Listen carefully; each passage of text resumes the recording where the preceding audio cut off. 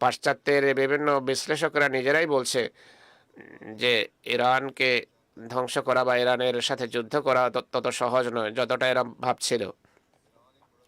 Iran একটা অনেক বড় দেশ, এদের কাছে কিছু শক্তি আছে, আর এই যুদ্ধ অনেক দীর্ঘ হতে পারে। যদিও সারা পৃথিবীর অর্থনীতি এতে ক্ষতিগ্রস্ত হবে, কিন্তু মুসলমান বিশ্বের উপরের নেতিবাচক প্রভাব অনেক গভীর হবে।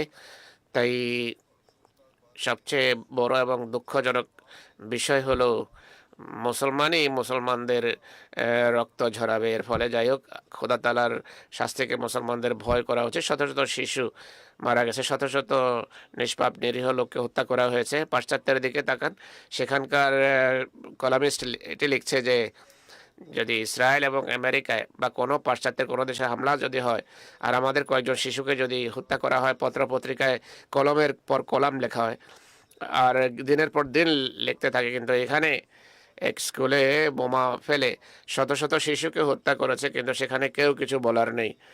প্রথমে ফিলিস্তিনে তারা এমনটি করেছে, এখন ইরানেও এটি ঘটছে।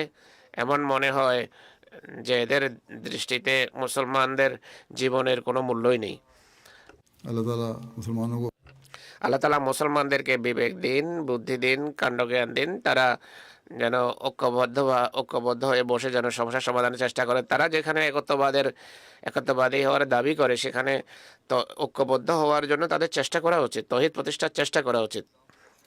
অনর্থক অভিযুক্ত করে দোষারোপ করে ঝগড়া বা দূরত্ব বাড়ানোর কোনো কারণ নেই। এটি বলা যে অমুক বিশ্বাসের কারণে ঝগড়া বিবাদ বাড়ছে। অনেক সময় বিশ্বাসের পার্থক্যের কারণে এটি হয়। মুসলমানদের মাঝে যে ঝগড়া বিবাদ রয়েছে এই কারণেও। অথচ মহানবী সাল্লাল্লাহু আলাইহি ওয়াসাল্লাম এত সাবধান ছিলেন, এত স্নেহশীল ছিলেন যে কোনো কোনো সময় সাহাবীরা মহানবীর সামনে বলেছে যে অমুক ব্যক্তি মুনাফিক। মহানবী সাল্লাল্লাহু আলাইহি ওয়াসাল্লাম বলেন, সে যেহেতু লা ইলাহা ইল্লাল্লাহ পড়ে, তাই আমি তাকে অমুসলিম বলতে পারি না, মুনাফিক বলতে পারি না, তোমরাও মুনাফিক বলো না। ছোট ছোট বিষয় নিয়ে ঝগড়া বিবাদে লিপ্ত হওয়া এটি আসলে নিজেরই ক্ষতি করার নামান্তর। আল্লাহ তাআলা মুসলিম বিশ্বকে এই কাণ্ডজ্ঞান দান করুন। তাদের বোঝা উচিত শুধু বিশ্বাসের পার্থক্যের কারণে ইরানের বিরোধিতা করা উচিত নয়। তৌহিদ বা একত্ববাদ প্রতিষ্ঠার জন্য, ইসলাম তৌহিদ প্রতিষ্ঠার জন্য এসেছে, তাই এই তৌহিদ প্রতিষ্ঠার চেষ্টা করা উচিত। বড় বড় অপশক্তিগুলোকে খোদা মনে করবেন না। চিরস্থায়ী শক্তি একমাত্র আল্লাহ তাআলার।